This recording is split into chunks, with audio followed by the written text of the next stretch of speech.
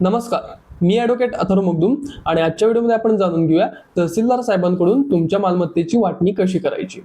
सर्वात प्रथम एक गोष्ट जाणून घ्या, तुमची ज्यावेळेस संयुक्त मालमत्ता म्हणजे जॉईंट प्रॉपर्टी असते तुमच्या कुटुंबाची, अशा वेळेस त्या मालमत्तेची 3 प्रकारे आपण वाटणी करू शकतो।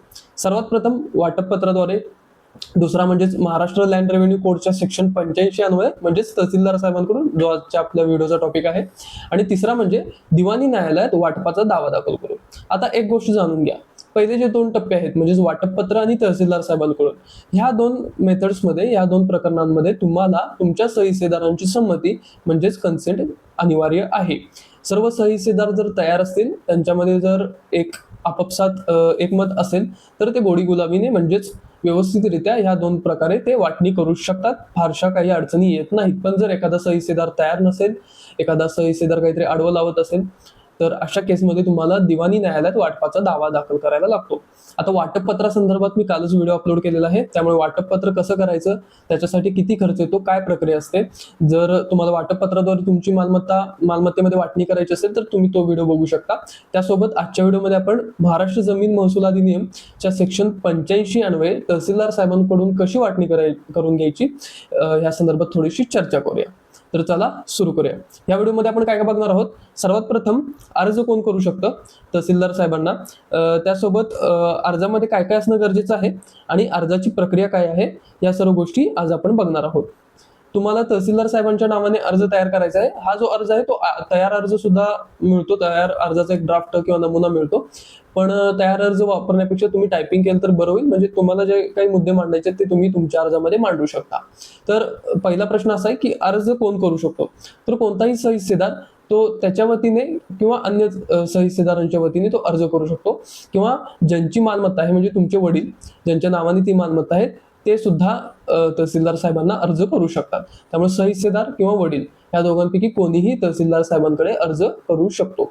आता आपण बघूया अर्जामध्ये कोणत्या कोणत्या गोष्टी असल्या पाहिजेत। सर्वात प्रथम प्रत्येक अर्जदाराचे नाव, म्हणजे प्रत्येक जो सहीसेदार आहे त्या प्रत्येक सहीसेदाराचं पूर्ण नाव आणि त्याचा पत्ता तो तिथं तुम्हाला उल्लेख करायचा आहे।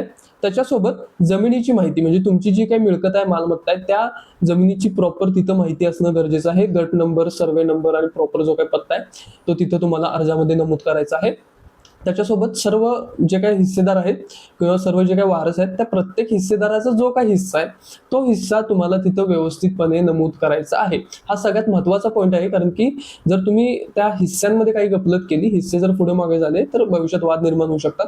त्यामुळे सर्व सहीसेदारांनी एकत्र येऊन एका बैठकीत तो अर्जाचा नमुना तयार सुद्धा करायचा आणि तो एकदा डोळ्याखालून घालून बघायचा आहे, आणि तुमचा जो काही हिस्सा आहे तो तुम्ही शहानिशा करून घेणं अनिवार्य आहे। त्यामुळे हिस्से जे काय आहेत सर्व हिस्सेदारांचे ते तुम्हाला व्यवस्थितपणे नमूद करायचे आहेत। त्यासोबत प्रत्येक सहीसेदारांचे जे काही हिस्से आहेत त्याची चतुर्सीमा सुद्धा तुम्हाला तिथं प्रॉपर व्यवस्थित मेन्शन करायची आहे, कारण की वहिवाटी संदर्भात भविष्यात वाद निर्माण होऊ शकतात। त्यामुळे चतुर्सीमा सुद्धा तिथं तुम्ही मेन्शन करा। ह्या सगळ्या गोष्टी म्हणजे हे सगळं झाल्यानंतर तुम्ही जो काही तो अर्ज आहे तो अर्ज तहसीलदार साहेबांना द्यायचा आहे।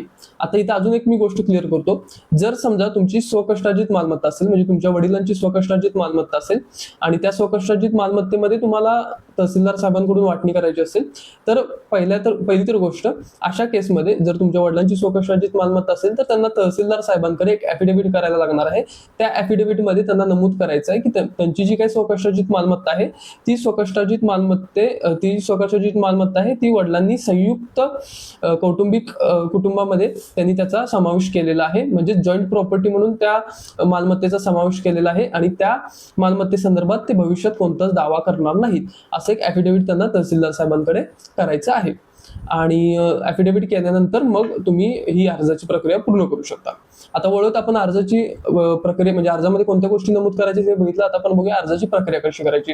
हा अर्ज तयार झाल्यानंतर त्या अर्जाला तुमचे जे काही सर्व डॉक्युमेंट्स असतील ते डॉक्युमेंट्स तुम्हाला जोडायचे आहेत, म्हणजे 7/12 उतारा, त्यासोबत तुमचे आधार कार्ड, पॅन कार्ड सर्व हिस्सेदारांचे, आणि त्या जे काही आधार कार्ड, पॅन कार्ड आहे ते तुम्हाला सेल्फ असिस्टेड करायचं आहे, म्हणजे तिथं खाली तुमची सही करायची आहे, आणि हे सर्व डॉक्युमेंट तुम्ही अर्जाला जोडून अर्जाची प्रत तुम्हाला तहसीलदार साहेबांना द्यायची आहे। ज्यावेळेस तहसीलदार साहेबांकडे अर्ज पोहोचेल त्यावेळेस तुमचे जे काही सहीसेदार आहेत त्या सहीसेदारांना नोटीस पाठवली जाईल, आणि नोटीसमध्ये एक तारीख निश्चित केली जाईल।